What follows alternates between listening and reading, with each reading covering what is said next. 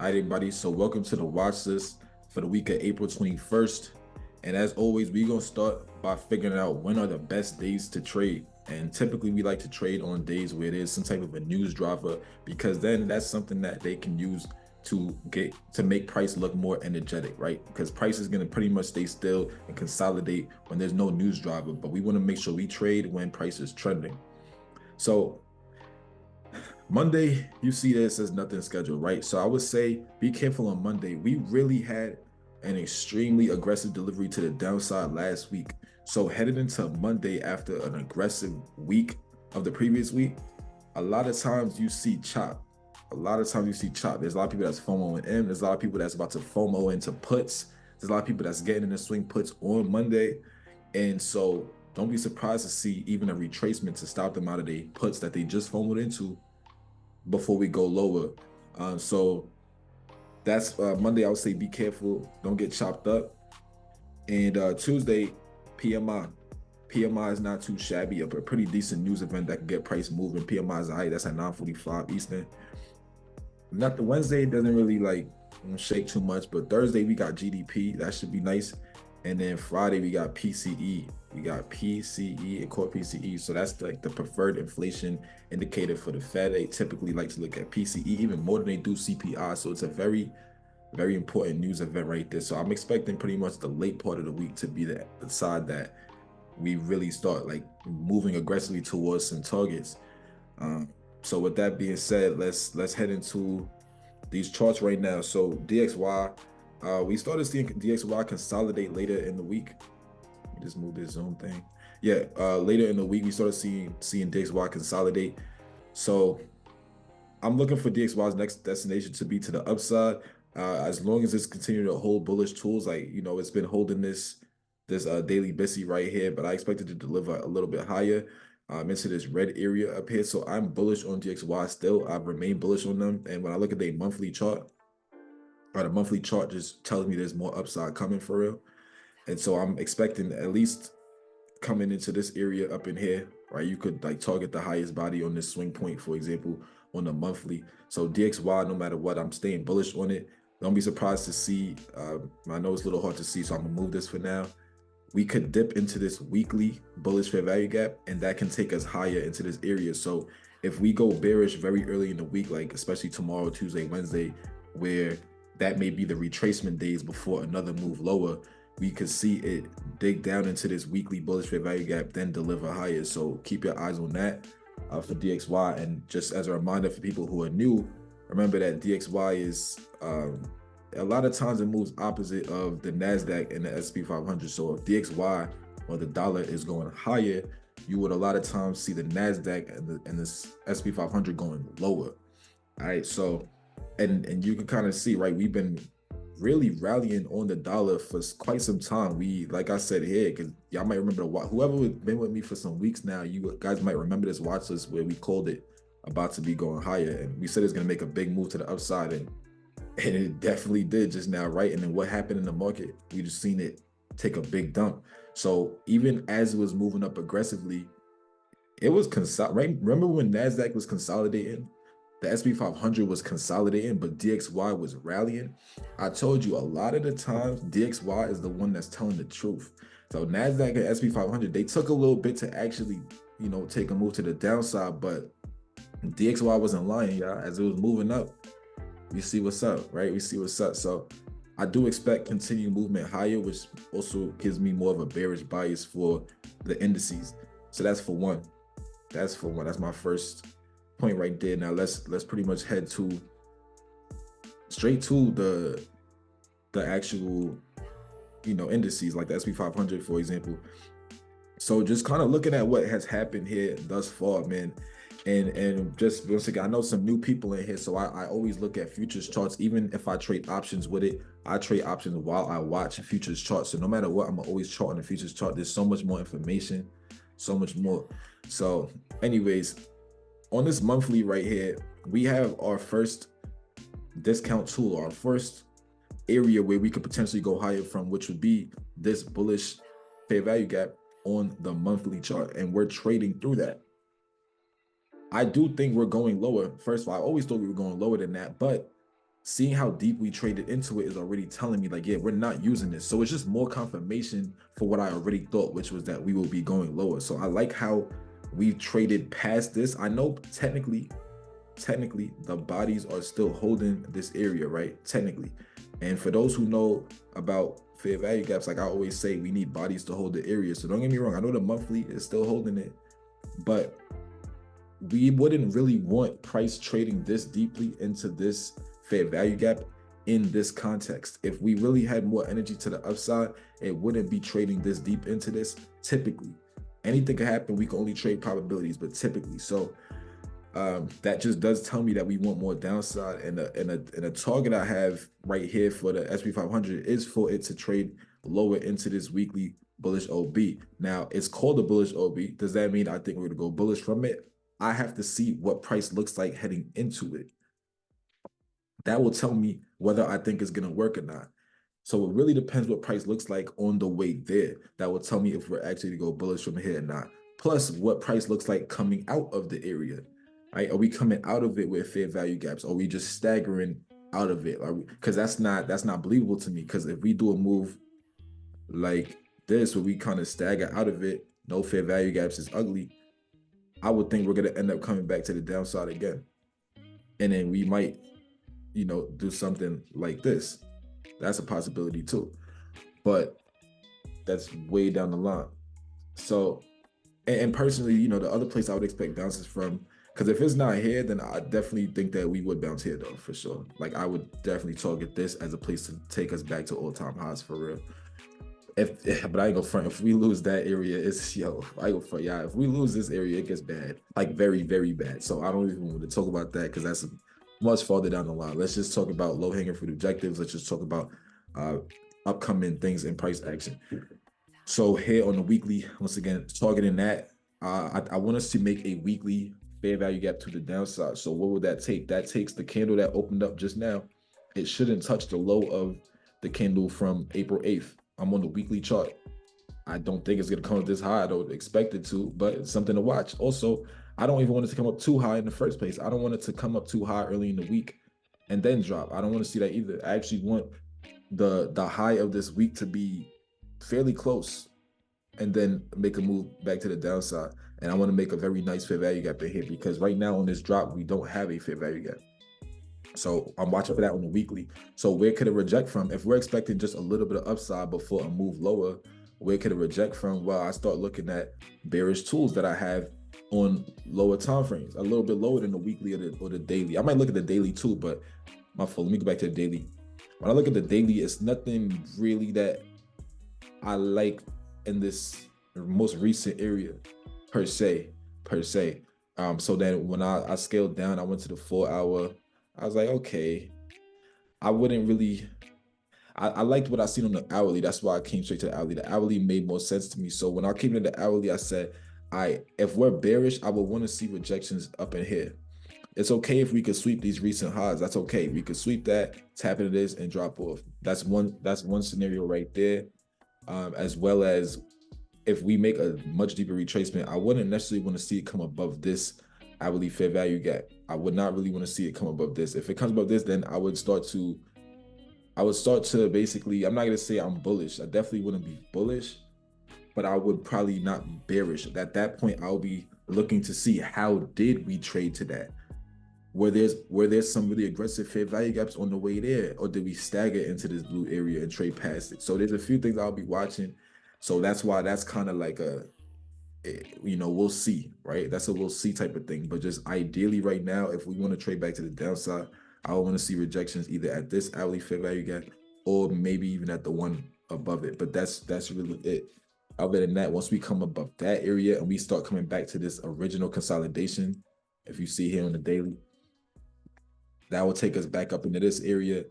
I wouldn't really like that as a bear. If I'm bearish, I wouldn't want to see us back up here for real. So definitely just keep that in mind. Plus, remember what I said about the fair value gap on the weekly. That would start to eliminate that potential of making that fair value gap on the weekly. Even coming to the blue area up here would eliminate that as well, right? If we do that this week, that's going to eliminate that as well. So that's not good. So we want to, once again, we want to stay on the lower side of this. this week and then trade back down. Um, and a quick point to make that I wrote this in my channel.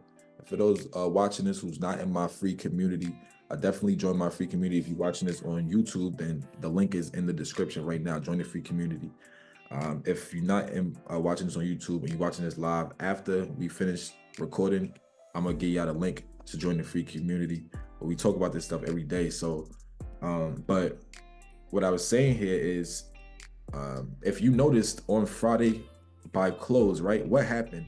You see these lows right here, these Asia lows. What I mean by Asia, so I'm talking about the hours between like 9 and 12, right? So I'm just talking about that the later hours of the nighttime when nobody's really trading in America like that. Not at least it's not a popular time to trade, I should say. So in these hours, you see the lows of those hours. This is 10 o'clock. We did not lose the 10 o'clock lows here on the SP 500. We did not lose those. Notice that NASDAQ did lose those lows on Friday. Okay, so when I see that, I'm like, all right, so the SP 500 lows did not lose it, but the NASDAQ lows did. That's strange. That's strange. Something's up. When you see that type of divergence, something's up. So you need to do an investigation and you say, all right, let me look at some other tickers that help me with sentiment. So the place I go first always to me is I'm gonna go to the dollar. I'm gonna go to the dollar. I'm gonna say, all right, dollar, what did you do with those? In the dollar's case, it will be Asia highs, okay? So these are the dollar's Asia highs. Why? Because they move inversely. Don't forget that. Don't get lost in what I'm saying. So for the dollar, I would want to see the dollar have broken over that high. When I came to the dollar, I said, oh, wow. So the dollar didn't even take Asia highs. So to me, the one that's bluffing, the one that's trying to fake me out is the NASDAQ, because they the only ones that actually broke Asia's level. So that's cool. But then I say, let me do a little further investigation just in case. Let me just in case. So then we came to the Dow Jones. Came to the Dow Jones. Understand? I'm gonna talk about this chart in a little bit, but yo, they Asia lows, where was it at? Their Asia lows is all the way down here.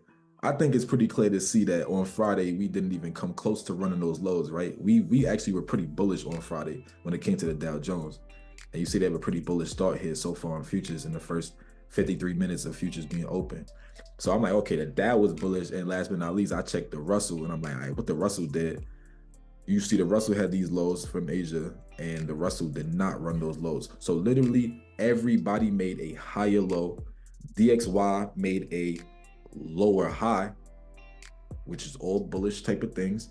And the NASDAQ is the only thing that actually made a lower low. So to me, I think this was also an easy, if you were to swing futures, I wouldn't recommend swinging futures, but let's say you were to swing futures, I think it's an easy like swing to the upside just for super short-term plays. I didn't take a swing or anything, not even on options, because I'm not trying to counter trend trade right now. But I'm just saying, like, when you see that type of divergence, that's something to keep your eye on. And I want y'all to start looking for that more. Don't just be stuck on one ticker when these things tend to work in tandem. Like, it's all about market sentiment. So have your market sentiment tickers that you tend to check to know where you think the market is going next. All right, so with that being said, plus let's remember that as far as the NASDAQ goes, because now we're on NASDAQ's chart, they did come into a bullish POI, a bullish point of interest, a bullish order block, something that can actually send us to the upside. Do I believe that we're going to the upside now? No, I think that we're just getting a little reaction. And I have my reasons that I'll explain in a little bit. But so we did get here, so I wouldn't be surprised to see at least a little reaction. Okay, we could get a little baby pop before going lower. And we actually saw that originally. It did happen originally as soon as the market, as soon as London happened, you see we went bullish. It's really New York on Friday that took us back bearish on the NASDAQ. But I'm just saying you did get at least a little reaction. This actually went from being extremely red to turning green. The NASDAQ turned green at a point on Friday. We was down like 2% at a point, and we turned green out of this order block.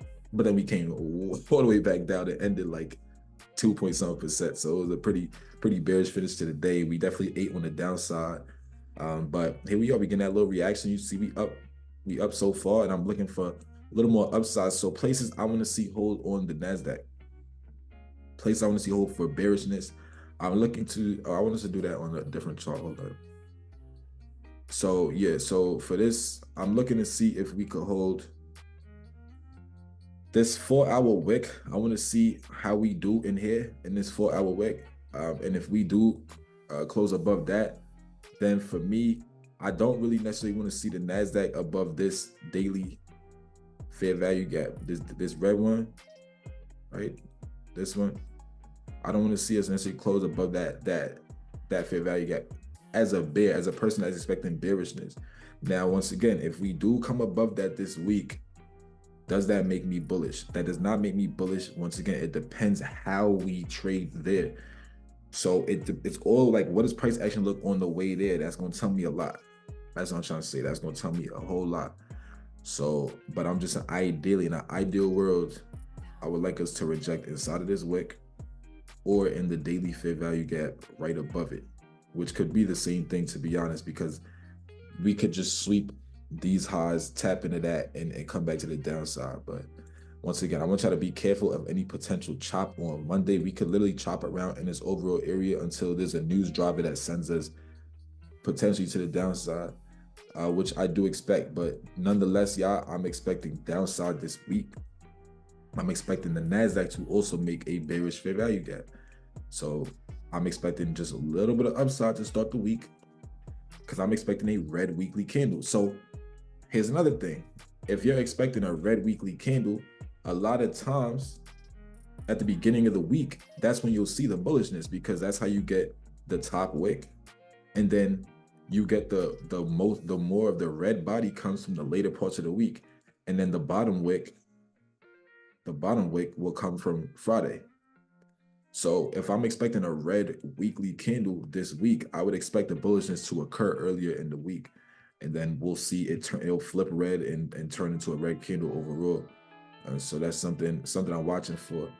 That's something I'm watching for, this bullishness a little bit early in the week, but nothing too crazy to the upside. So that's NASDAQ for you. Now, why do I think there's more downside coming in the market, right? Why I think there's more downside. First of all, on this monthly on NASDAQ, there's nothing I like in here that's telling me we should push back to the upside, right? I don't see any type of bullish tool or anything in here that tells me you should go back to the upside. That's for one. Now, keep your eye on NASDAQ and notice, let's go back to the weekly. Notice that on the futures contract, we tapped into this weekly OB, but when I looked at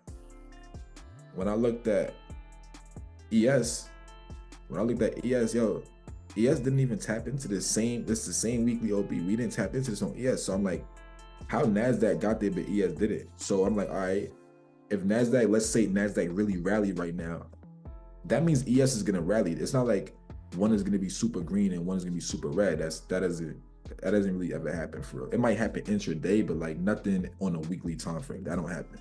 So now I'm just doing scenarios in my head. I'm like, in my head, my scenario is, all right, so that means right now ES is just gonna be a big green candle and take price straight to the upside right now. And I look to the left and I'm thinking in my head, what did we just tap into that should be taking us higher like that? And there's no PD array, there's no bullish tool to take us higher over here. So to me, it's just on the weekly time frame right now, it just doesn't seem like this is supposed to be the bottom. That's how I feel. I feel like there's more downside here. And this is all probabilities. Everything is based on probabilities and just projections and what typically what happens. So that's why I feel on a weekly time frame there is more downside to come, because ES didn't get to something bullish yet. So why are we gonna push back to the upside? Only NASDAQ did, and that doesn't mean NASDAQ has to use it. It does not mean it has to use it. So that's for one. And then I also sometimes, here's a tip, sometimes you could check SPY and see if it aligns, see if QQQ aligns. So when I come to SPY now, I'm thinking the same thing. I'm like, all right, what are we gonna go higher from? There's nothing here that tells me we should be going higher. Like there's nothing we're bouncing off of right now is what I'm trying to say. There's no POI on the weekly that I like here on SPY. I guess only thing I can say is, yes, we're in a bullish monthly fair value gap, just like we were on ES. But if anything, if I really was looking for reactions, the monthly fair value gap I would be looking for would actually be this one, not the one that we in right now. I would really want it to be this one. So I just feel that there's more downside there. And same thing with QQQ. Notice that NASDAQ, touched a bullish order block, but QQQ didn't. My fault, not just NASDAQ, I mean NQ. So I'm talking about the futures ticker. NQ touched a bullish order block on the weekly, but QQQ didn't. So just looking at those different tickers and just building an overall probable story for myself is why I say I think there's just more downside coming, real talk. So we might get a little bullish reaction real quick, but I don't think it's gonna last. And if it does last, guess what? We're gonna make money regardless, because whether prices go up or down, we know how to adjust. And that's a skill set I want y'all to work on, is the ability to switch biases intraday, intra-week, whatever it is, because price action doesn't always do exactly what you want it to. But if you really understand price action at its essence, you should be able to say, oh shoot, it invalidated this area, or we're definitely bullish then. All right, and I talk about that, and that's also different ways to like avoid chop too. Like let's say I said something like this. Let's say I said, yo, we should be bearish as long as we hold this hourly fair value gap, which is low-key my QQQ analysis, by the way. I would want us to hold this hourly fair value gap here on QQQ. I do want us to hold that if we want to see lower. But let's say we invalidated it, and it looks really good to the upside. Like I like the way that we got there. I like the delivery on the way there, and we pushed through it. And then I noticed like, wow, something bullish held as well. Like we came back, there's something bullish again. I'm like, okay, now it's believable. So now what do? I just simply adjust. I say, okay, well, I think price is going to end up coming into, this area next. Cool. So what I'm gonna do, I'm gonna ride the train to that area. It's really that simple. Like money will be made regardless. There's no reason to super tie to a bias. Like if price trades through something that's supposed to hold us bearish, price is telling you something. What I say in the chat, I said, listen to price when it's whispering sweet, nothing's in your ear. Like price will talk to you. It'll tell you what it really want to do for real. And you just can't be stubborn. You got to listen to that. So if you understand price action, you'll say, all right, if we're bearish, this area should hold. That's all it is. Because guess what? When we're bearish, y'all, here's a secret. When you're bearish points of interest hold. It's really that simple. When you're bullish points of interest hold. That's it. So when you know where you are in order flow, and that is actually good, because I want to make an example out of this too. When you know where you are in order flow, you stop doing crap like this. I want to address this right now, because this is my biggest pet peeve out of anybody who ever tried to trade smart money in life, bro. This is my biggest pet peeve. And shout out to a remark in the chat that said, gotta learn to divorce your bias. That's a fact. Exactly. Be willing to walk away from your bias and trade something else. So look, somebody might try to call this like a bullish order block or something like that, right? Even if you don't feel like it's the cleanest one, just follow my example. But we're in bearish order flow. The higher time frames are telling us we're going to the downside, and you're going to take this and try to call this some type of an order block. And then when it gets traded through, you're like, ah, man, order blocks don't work. Yo, stop. Hear me so clearly. Everybody, I don't care if you listen on YouTube, Zoom, I don't care. Stop taking order blocks or fair value gaps or whatever else you use out of context. If we're bearish, right? We are not focused on bullish tools. We're not focused on bullish PD arrays. We're not focused on bullish order blocks, whatever you want to call it, but it's not happening. So, and don't get me wrong, you could get a little reaction. Just like the chart debate I posted a chart debate for those in my community. There was an order block out of context that gave a little reaction, but did it run the highs? Nope. It didn't run the highs, right? It gave a little reaction, and what happened? Price ended up continuing to the downside. So that was my lesson in the chart debate, to kind of show people that, like, yeah, by criteria, there was a nice order block to the left, but if you understand order flow, this order block is not highly probable at this point. So there's just, like, that's my biggest pet peeve. I'm sorry, I have to go on a rant. I always go on that rant because a lot of people, before they come to my mentorship, they be doing that, and it's frustrating. It's really frustrating. All right. So yeah. Yep. So let me so that was QQQ. We talked about SPY. I told you why I expect more downside on those tickers. Now let's look at something else like YM. Let's look at something else like YM. So I wanted to kind of show the delivery on YM because I think it was beautiful price action for real. From the top all the way to the bottom, YM did everything I would expect to see during a bearish move. not only do we have the run on liquidity, but you now have uh, a fair value gap. It didn't get traded back to. Perfect. These are all things we want to see. Like the whole delivery down here was just gorgeous. Especially from the 4 hour, this looked really good, man. Like I was giving a whole demonstration to my mentees in class last week about YM and just how gorgeous this delivery was.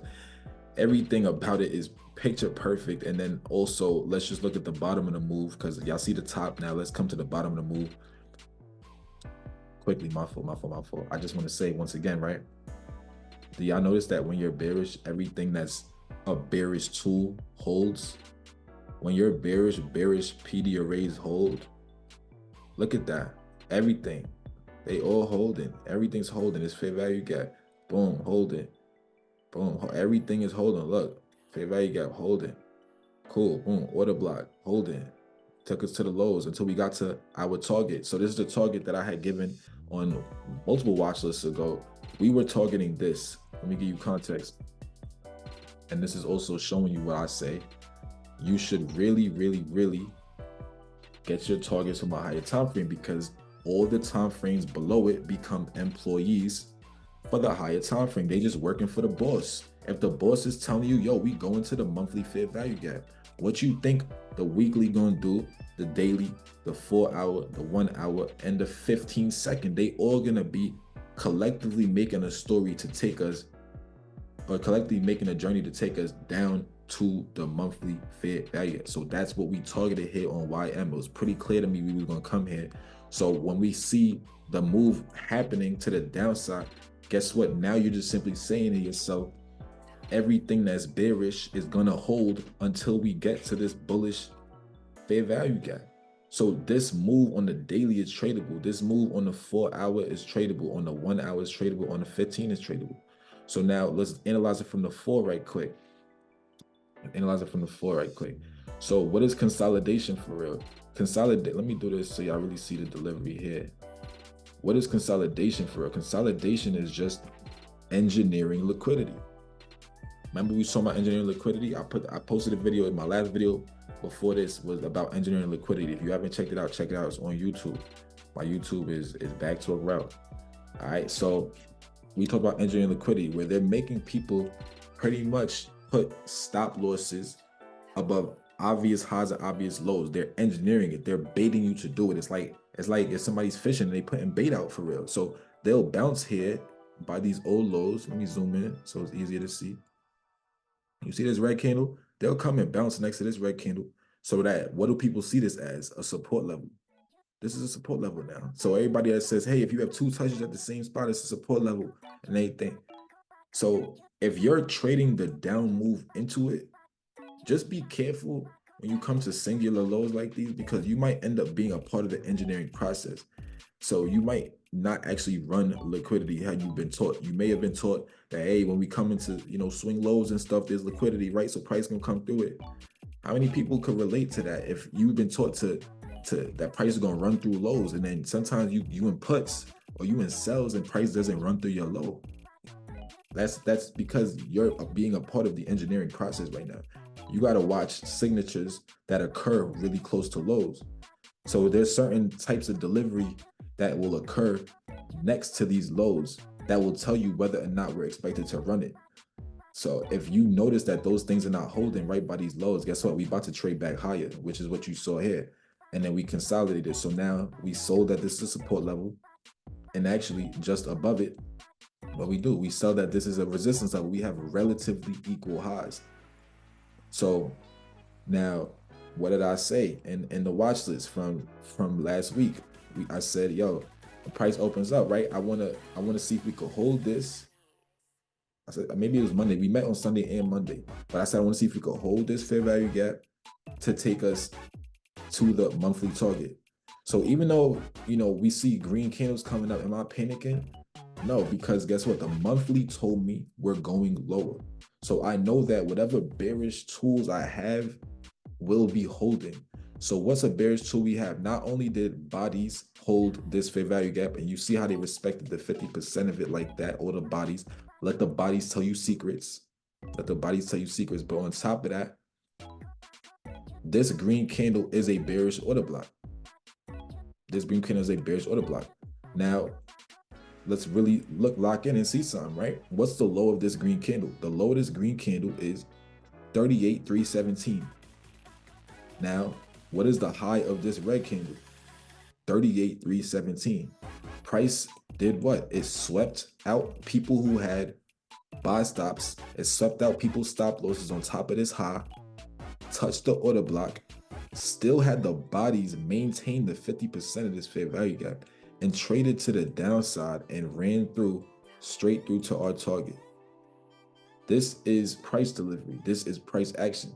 So not only did they stop out people who they engineered buy stops, right? So they stopped those people out, took their stop losses, right? Now they came back and took out the people who saw this as a support level. Anybody who went long here got stopped out. Bad too. They destroyed them stop losses all the way to the downside. Came into this monthly fair value gap we was targeting. Right? We were targeting this monthly fair value gap, as you can see. Doesn't mean I expect to go bullish there, but I just know price is gonna get there. So why not play sells into the area, right? Why not? It's just why not? I don't see why not. So boom, we hit that area, and then this is what happened ever since. Right? We hit a monthly bullish fair value gap, and you see price been pushing up ever since, and we continue to push to the upside as I speak. And now everybody who went short here is now getting stopped out. Simple. This is price action for you. This is price delivery. So it's a beautiful display of liquidity. It's a beautiful display of order blocks, fair value. I was just seeing how price really does what it's supposed to do, and you get your targets from a higher time frame. But it's a lot of like really pretty things in price action when you know what to look for. You realize that this game is very explainable, extremely explainable. So we were looking at the Russell last week, and what I said low hanging fruit objectives. We were simply targeting the lowest body on the weekly, and we delivered there. I ain't gonna front, like pretty much every target on almost every ticket we went through had delivered. I think there's maybe one or two tickets that didn't do what it was supposed to do out of like 20 something or 30 that we went through. And exactly, retailers became the liquidity needed. That's all it is. It's a game of that. So if we had a target of this yellow line, this is another example to show you. We had a target of getting to this yellow line. Why do you think that, as you see, this is Sunday, right? Why do you think that I said, yo, I'm expecting us to use this fair value gap to take us to our yellow target? What did price do? This is an arrow I drew last week. Price used this bearish fair value gap to take us to our bearish target. Everything will hold. All bearish tools will hold when you're bearish. Just keep it super simple. I don't care if you see, man, there's probably some, I bet you there's an order block here, something people to try to go long on. Let's see. My foot out. Let's zoom for a second. Yeah, okay, let's see this. So there's probably people who tried to say this is an order block right there. All right. So they looking at this out of context, this blue area, like, yo, look, there's an order block that price never tapped into. They're using this out of context, try to go long here and got stopped out. Why? Because it's out of context. But guess what did work? Guess what did work? Our bearish tools. We had a 4-hour SIBI, we got a daily SIBI, and those things continue to bring us lower. Like, so if you get anything out of this watching so far, I just want you guys to start knowing which POIs are highly probable and which ones aren't. I want you guys to get your targets in a higher time frame. And I want you guys to understand that if we're attacking something bearish tools will work for you. I'm telling you. And guess what? If they're not, that is great insight. Because if you think we're bearish and you notice that multiple bearish tools that you have in your arsenal are not working for you, we're probably bullish. Duh. You're going to notice when you take off the bearish glasses and put on the bullish glasses, you're going to say, oh, shoot, I know my bearish order block didn't work, but this bullish one just did. I know this bearish fair value gap didn't work, but this bullish one did. And you're going to be like, oh, shoot, I mean, probably bullish. Duh. And you're going to start targeting highs now. Start targeting old highs and things like that. So that's all it is. Price will talk to you. And that's what I mean by switching biases. It's not about being right. It's about trading correctly. There's a difference. So that's those tickets. Now let's talk about CL. So what we said about CL, and this is actually a great example. CL, I was expecting CL to deliver higher, and I'm not saying it still won't, by the way, because it definitely could. I'm expecting CL to deliver higher into this monthly target we have. So if this is a monthly target I have coming into this area, how could we get there? All right, so I'm looking at the weekly and saying, what are some things we could use to get there? Well, on the weekly, oh, it was this, my fault. On the weekly, I had a weekly bullish fair value gap. And I said, yo, we could potentially use this to take us higher into the red area. That's something we could do. All right, so at first, we seen a nice little reaction out of it. This red candle actually reacted pretty decent. It had a nice little push, but then it started to die. All right, cool. It gets invalidated. On the watch list, what did I tell y'all? I said, if we don't use that little area in there, which we clearly didn't, what will we use to go higher? I said, we may use this daily BTSMC to go higher.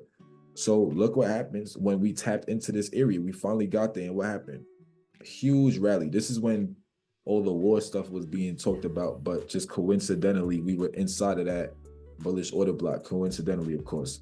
But then price traded back down hard, and now we're consolidating. So I'm looking to see what we doing here this week on CL.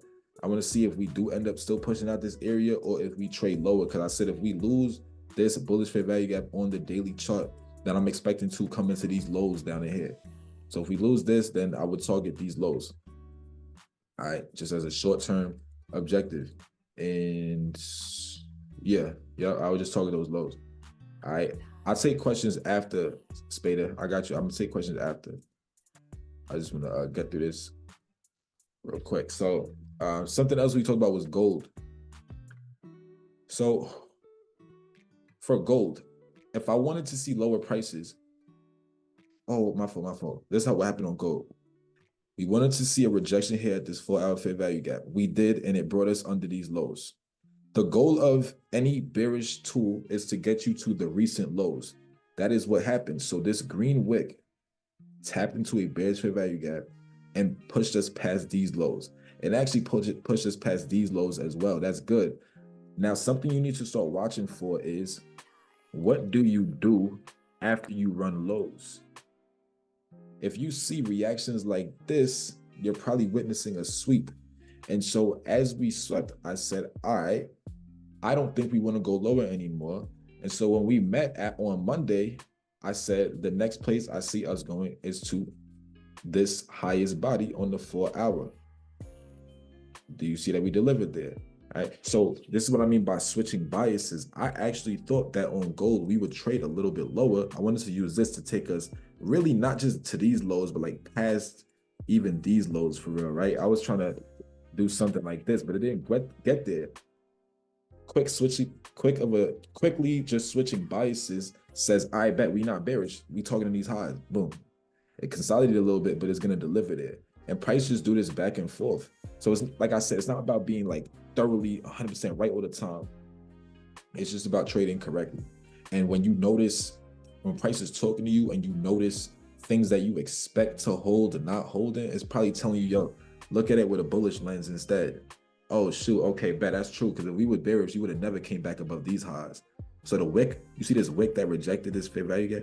If we were bearish still, we would have never came back above that wick. So seeing us close by that wick, you may see why I was saying on Monday, like, yeah, no, we coming in the head next before we come back under these lows. But now that we're rejecting this area, then we'll see what comes next. We're in consolidation. So this is an example of where there'll be engineering liquidity. And you want to see, remember, your best trades come outside of consolidations. So you want to see aggressive movements either below or above. Now, if it breaks below, are you in puts? I'm not saying again in sells or puts just because it broke below. Let's remember, a very common setup that happens is when they run lows, bait you lower, and then rocket higher. So just because we break to the downside doesn't mean we actually bearish. So how do you actually know when we break to the downside and just hold similar to the NASDAQ, right? Look how we just broke to the downside and held, which is, once again, something I said on the watch list. I said, when we break to the downside, if we're bearish, we will not visit this consolidation before we come to our target. We will leave this consolidation alone and not return to it. So there's different expectations depending on what's happening. Based on this being a balanced price range, I was telling everybody last week that when we break to the downside, we're not coming back up here before we come through here. You see the delivery. So that's one way that we break a consolidation. And then when we talk about gold, you see this is another way we could break consolidation. So it's like, yo, how you know which one is gonna happen? I'm lost.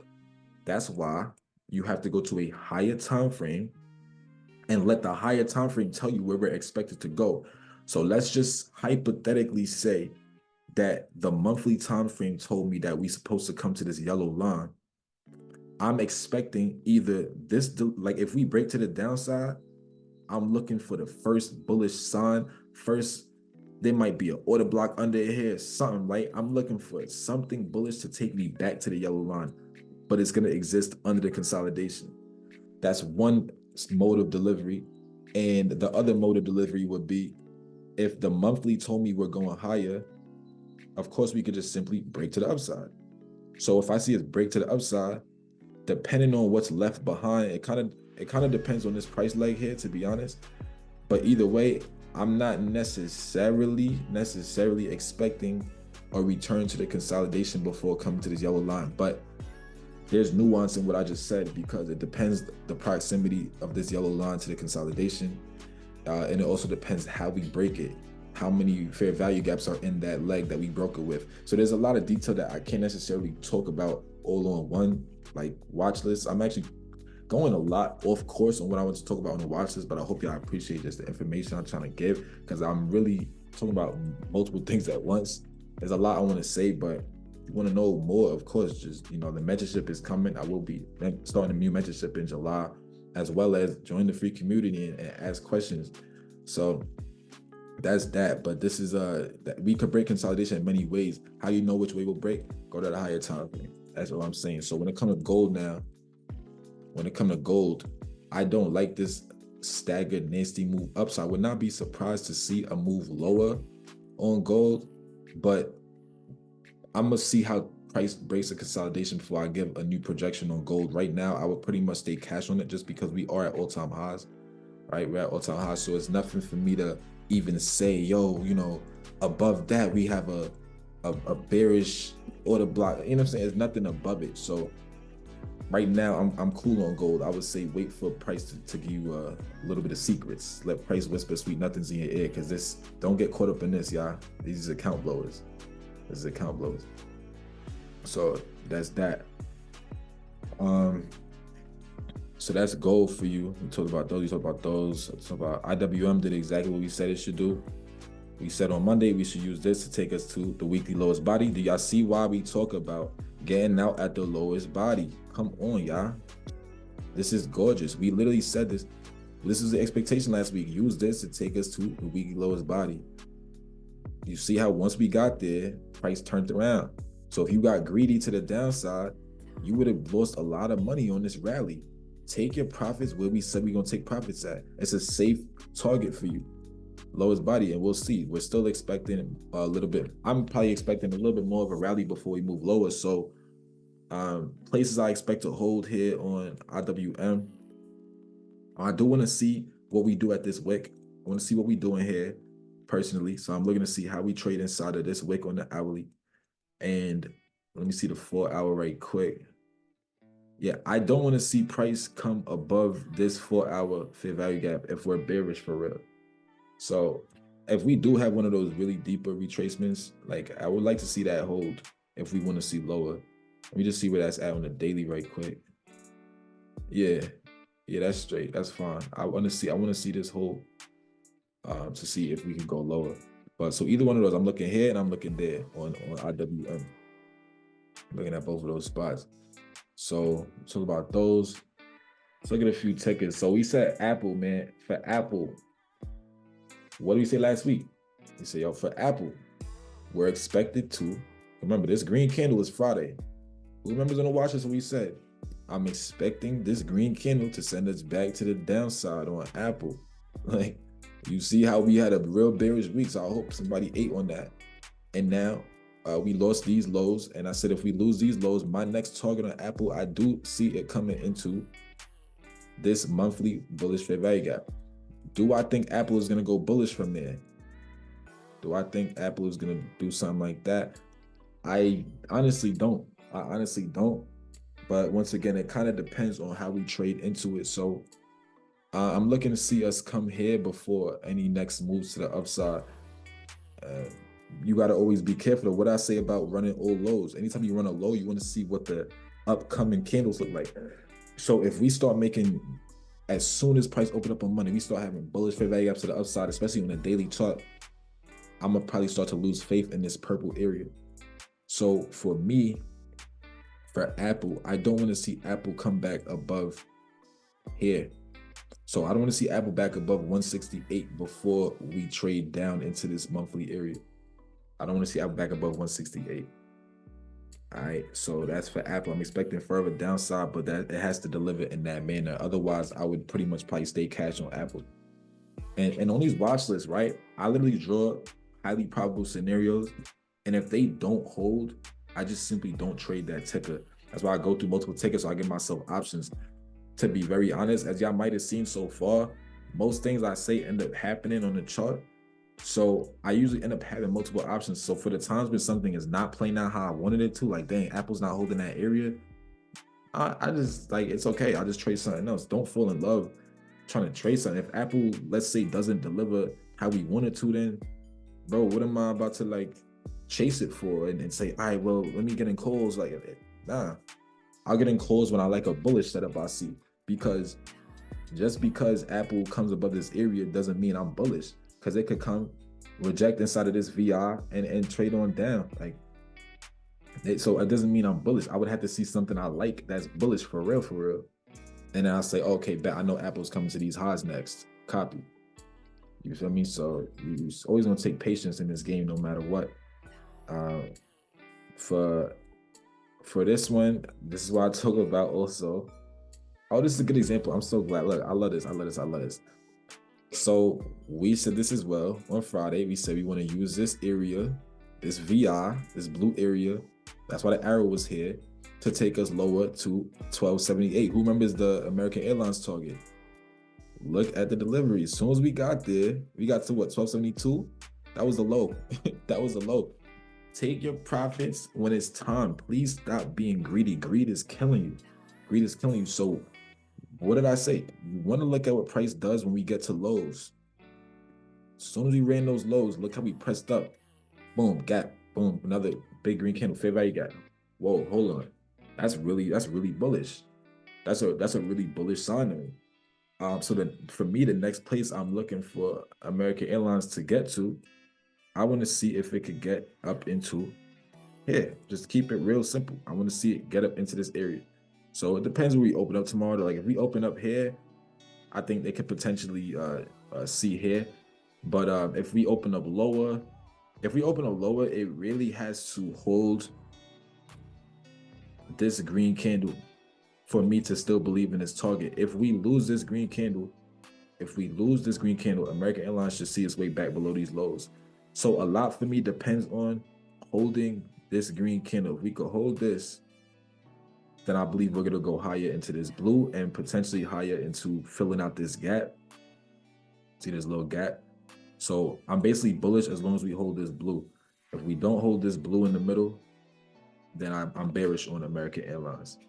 So what does that mean? When price gets inside of this area, being that I'm basing this off the daily, I will be looking to see what the 4 hour looks like. I'll be looking to see what the hourly looks like. Are they giving me signs that we want to remain bullish or not? Am I seeing bearish fair value gaps developing into this area? Because then I would be like, hold on, I don't know. Or are we engineering liquidity into this area so that I can expect a move higher if we even start off going lower in the first place? So those are things that I'm looking for. We could obviously just gap up and see our way into this blue area. It might not even come to the POI. You know, it might not even get there in the first place. But for me, I even had American Airlines on it because I felt the 1278 was a very easy target. That's why I was like, yo, y'all could literally take puts into here. Now that we got there, I'm not even in love with the upside, because to me personally, y'all, the trade would have been pretty much at the opening of this green candle. And I would have had an expectation that we wouldn't fill in this gap before we delivered higher. So I don't even want to, I almost want to tell y'all erase the bullish analysis, because for me, I don't like getting in trades in the middle of the price leg. This is the middle of the price leg. So you could get caught up with this in the middle, always, before going where you need to get to. So if you didn't get in it early in the price lag, I don't even like recommending it, to be honest with y'all. This was more me showing y'all example of getting out of a trade when you're supposed to and not getting greedy. You know, so that's that. Now let's talk AMD's. Oh my goodness, man. Hey, I think it's lit though. I ain't gonna front how we really called the top of AMD, because right at this red candle, I said we coming lower. We ain't been back up here since, y'all. This is Friday, March 8th, so it was that weekend. We talked about this and we said AMD coming into here, and depending on how I get there, then we would start talking and filling in this gap. And if we could come under this gap, then oh yeah, we definitely come to this monthly busy. But look, now that we got there, are we using it? It's not looking too hot. I ain't gonna front. It's not looking too hot. So based on how AMD is trading right now, guess what? My target on AMD is coming down here next to 133. So the monthly tells me to stay bearish on AMD's. For me, I want to make a bearish fair value gap this week on the weekly. So that means that we shouldn't touch the low of April 8th on the weekly. You feel me? We should not touch the low of that. So on AMD, where are some areas I want to hold if we're gonna remain bearish? So first, let's mark off that low. Okay, that's right above the purple box. So everything I'm looking for, hold on, let me talk mine now. I'm trying to talk out loud right now, right? So what I'm saying is this, my fault. Let me take a step back. I know I'll be talking fast sometimes. It's the New York in me. But you see this low on April 8th, we don't want to touch that, because if we touch that this week, then that means we eliminated the ability to make a bearish fair value gap. But my trade idea or my expectation is that we make a bearish fair value gap.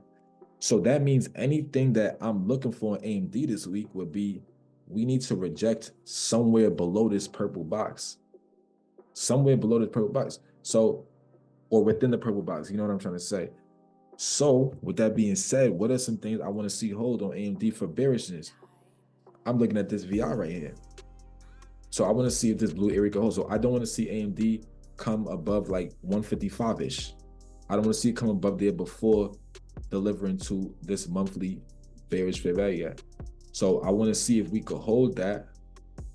You know, we could start green, we could start consolidating, whatever. If we could hold this and deliver there, that would be nice. If it does trade above this, it needs to use the absolute lowest part of this fair value gap here on the daily. So I'm gonna draw this. There's a daily bearish fair value gap right here. It needs to use the lowest portions of it. I'm talking about like less than 25% of it. It needs to really pretty much sweep the daily highs from Thursday and then deliver lower. I just simply don't want it coming too high into this at all.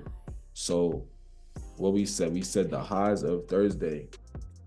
Let's see that on the hourly.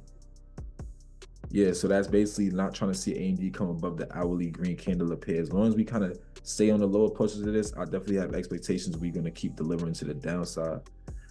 So I wouldn't be surprised to see that if we could reject this area and come down. That's really my first spot that I'm looking for bearishness on.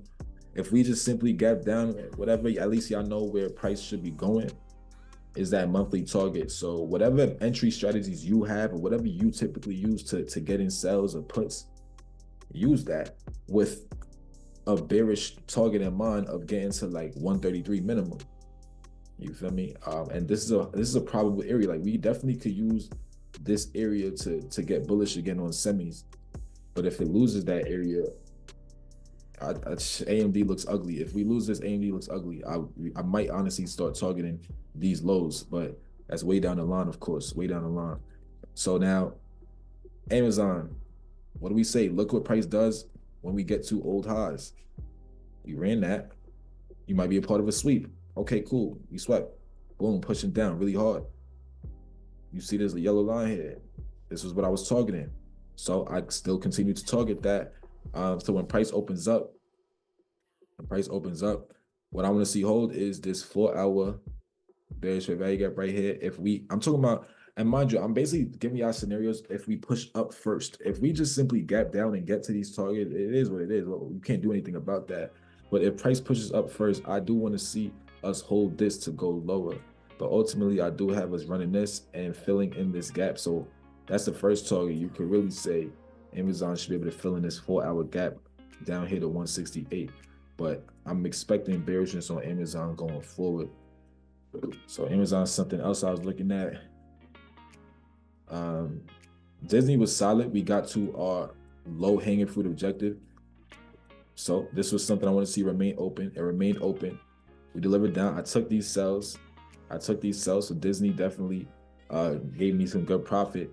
It went lower one day. That really annoyed me because I sold in here somewhere, and then they freaking went lower at the very end of the day. Look how evil they was right here, right quick.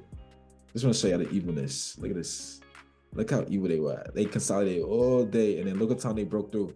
350. At 350, they came straight to my target. You see this yellow target right here? 350, they came straight there. 355 is they delivered. So it is what it is. But Disney delivered to that target. Do I think it's done with downside? Not necessarily. It's potential. I actually don't like this for downside anymore. That doesn't mean I'm bullish. I have a what I'm trying to say is I have a feeling they want to come to that 109 we originally said, but how will it get there? I don't feel like I like the things that's leading into it. So you know how I talk about the way that we trade two targets? The way we're trading here, I'm not a fan of it because there's nothing here that I like for like necessarily like rejections and nothing. And if we come back into here, I would lose faith in the downside. So maybe if Disney just turns around pretty much immediately and starts giving me bearish fair value gaps, then I'll start looking at these lows again. But I wouldn't fall in love with it because this wick right here is high resistance. It's gonna be hard to get past this wick. So that's also why we pretty much bounced on it so far. Like that's a lesson in itself, but just know like there's certain wicks that are not easy to get through. This is one of them. This is one of them to me.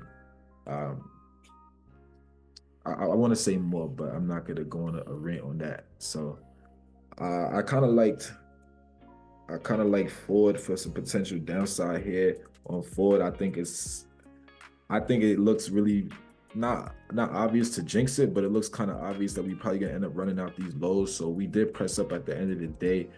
So what I would want to see hold here is if we could really hold this area here on the daily, I would like to send us lower. If not, we need to use the absolute lowest parts of this daily fair value gap to send us actually through this yellow line.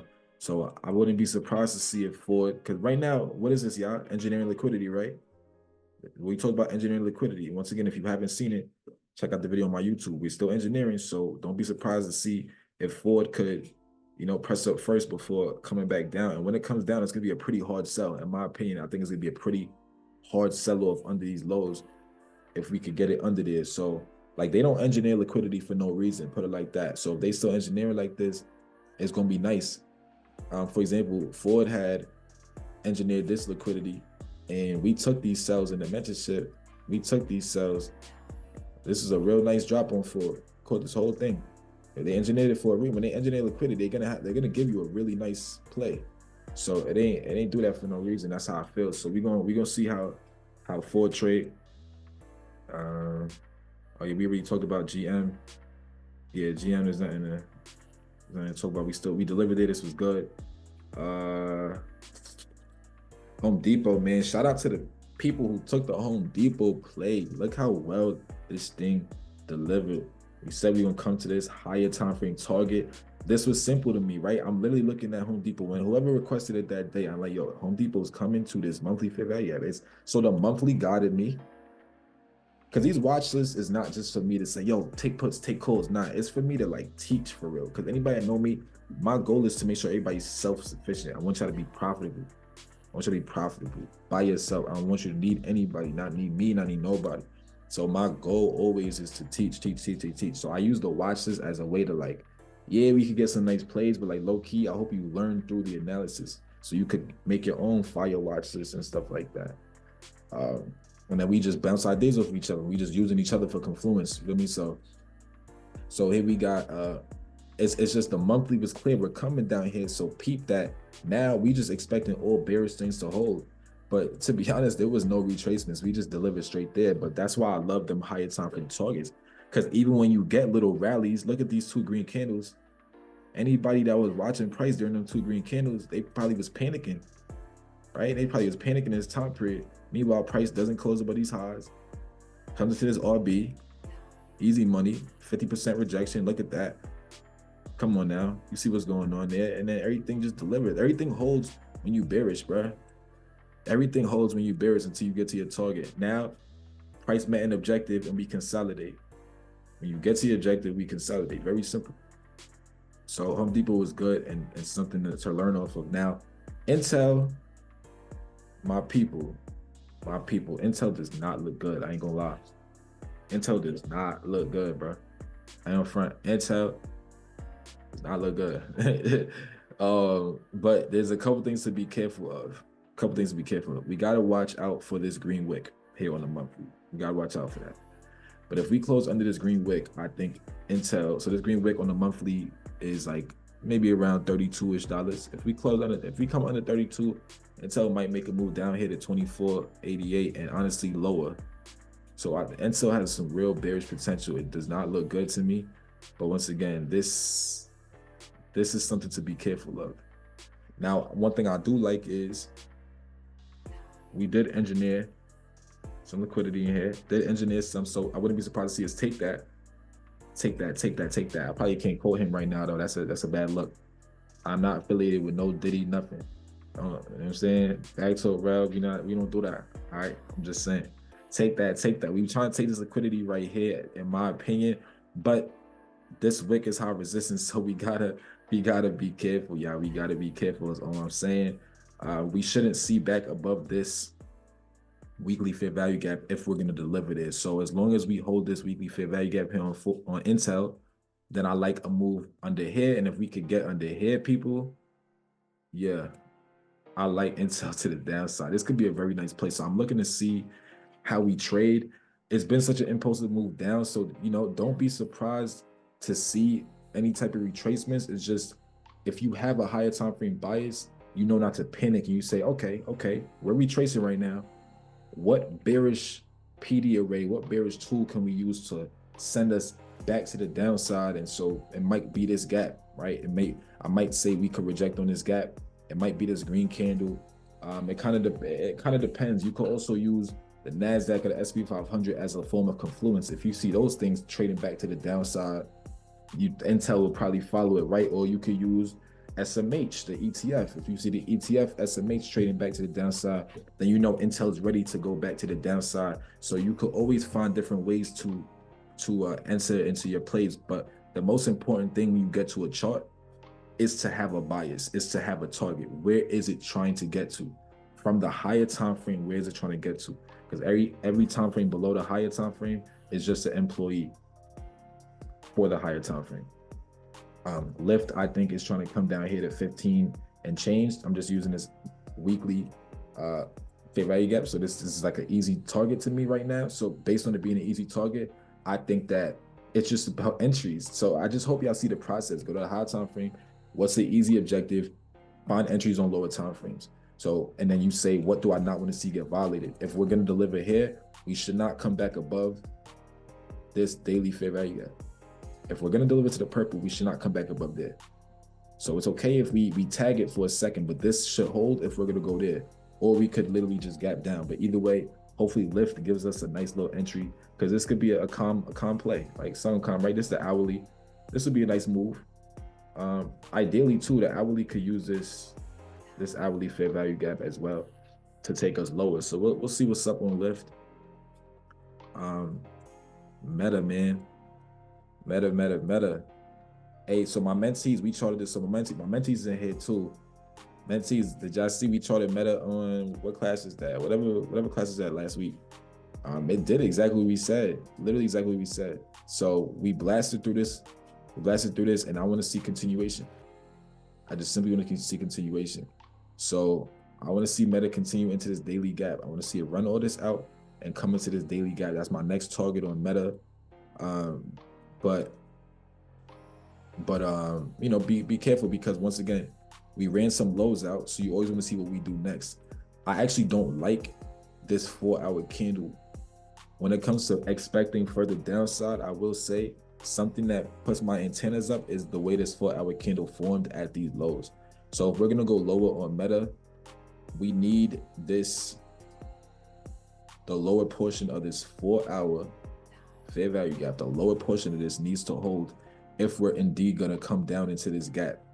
All right, if we don't hold this, I would probably stay cash on Meta. But we are in consolidation, let's be clear. So we are in consolidation. So if we're not holding the lower portion of this, we probably might see some choppy price action into this range. So as long as we do what we need to, then yeah, I like Meta coming down into that daily gap. Microsoft was a nice delivery. I think Microsoft, what is this? Probably something from the weekly. Oh yeah, Microsoft, I had targeted this weekly VR. So, you know, that's 393. That's around 393-ish. It's just been an impulsive move down though. But you see we coming right by this liquidity right here, right?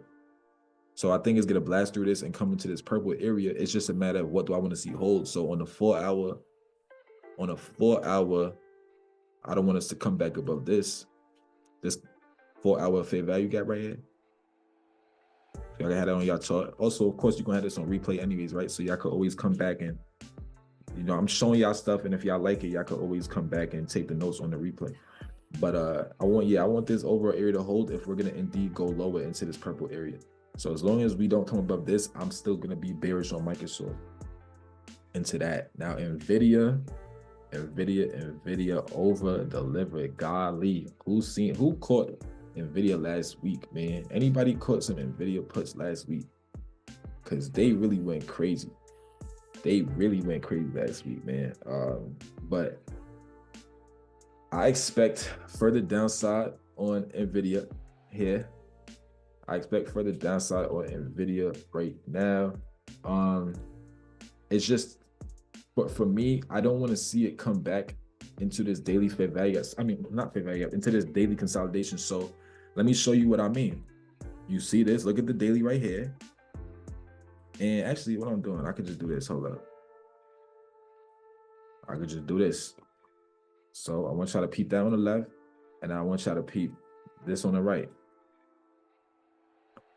Peep this on the right. So let's go to the daily here, and tell me this don't look.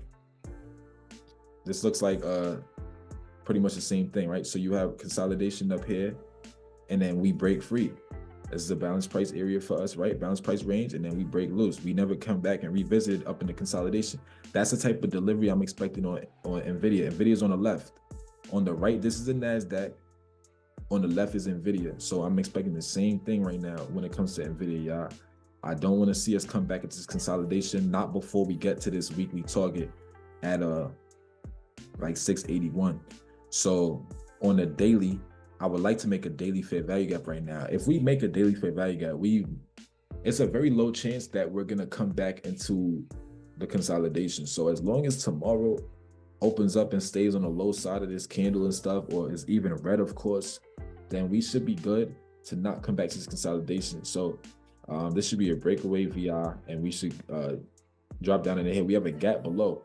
So anytime we approach a gap, here's another little tip. A lot of times at gaps, they like to engineer liquidity. So don't be surprised they don't always like fill gaps right away. Why? Because every retail book in the world is telling you, yo, all gaps get filled, which is just not true and out of context.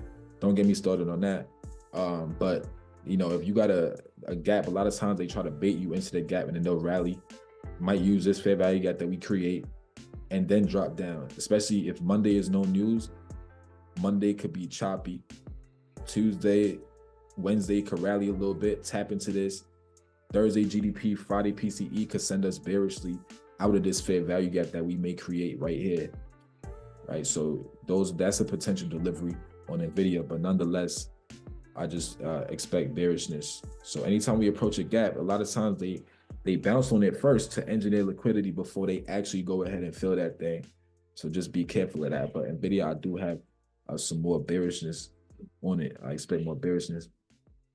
We almost done, yeah. We almost done. I know I'm saying a lot.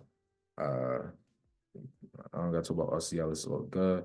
Roku was interesting to me. Roku was interesting to me here on a monthly. On a monthly, I'm expecting a real continuation down into this 40.80. That could be a nice little play. I ain't gonna lie. I like the beginning of this move. I like how this move is going. I like the liquidity that we have here. We looking like we most likely gonna end up attacking. Even on some like low hanging fruit objective vibes, I expect Roku to at least honestly probably run these lows for real. At least come to like 52-ish. But the only thing I don't like on Roku is what are we rejecting on here on the monthly? So anytime I look into the left and I say, all right, we're going down, but why? And if I don't see anything I like, it makes me very wary about the play. So I love how it looks to the downside, and it really does look like we want to come to like the $40 area. But I just kind of look to the line like, what are we rejecting on? And it always makes me wary about a play. So just be careful. But I think Roku this week should run these lows and run these lows as just a really short-term objective. You could say Roku is like 51 and change, running under these lows. So being that this is the weekly, I do want to see a weekly fair value gap created, ideally. Something I want to see hold. I don't want to see Roku close above this daily fair value gap right here. I don't want to see a closure above this. If I'm bearish on Roku, it shouldn't come back above this daily. So as long as we hold them below here, I'm expecting Roku to make a nice move down to that 51. And then we'll see if it has energy to go lower. Is this Snow? Hey, Snow looked really good, y'all. Snow looked really good, man. Snow looked really good to come to this lowest body here. So yeah, I like Snow coming to like 127. Right, Snow look good. My mentees may see reasons why I say Snow really has potential, man. Really got potential. Even look at this. My fault. Zoom got in the way. Even look at this. Right, mentees. Like we holding. Everything look good. So I like Snow making a nice move to the downside. And yeah, any requests, I'll probably take those after the recording. So I got y'all on request. I just want my recording to be too long. So this is Snow. Tesla might be the last one. Yeah, Tesla's the last one. Okay, so Tesla, man. Tesla. Oh my gosh. First and foremost,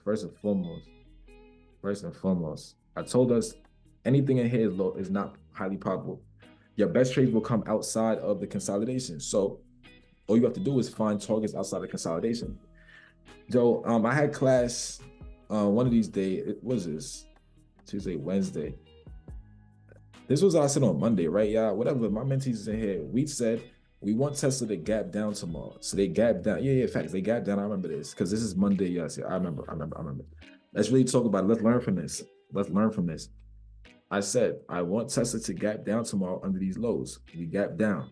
What did I say, mentees? I said if we gap down, we should use this gap as a form of resistance to send us to fill in the actual gap that they had from the daily all the way to the left. So you see this gap that they had on the daily? It got filled in right here, right? So cool. If we're gonna get to that bearish target, we'll use this gap as a form of resistance to take us to fill out this gap. And you see that this is what I mean, because a gap is an inefficiency. Just like a fair value gap is, so is a gap. Now, I'm saying a lot low key on here, but I just want you guys to learn.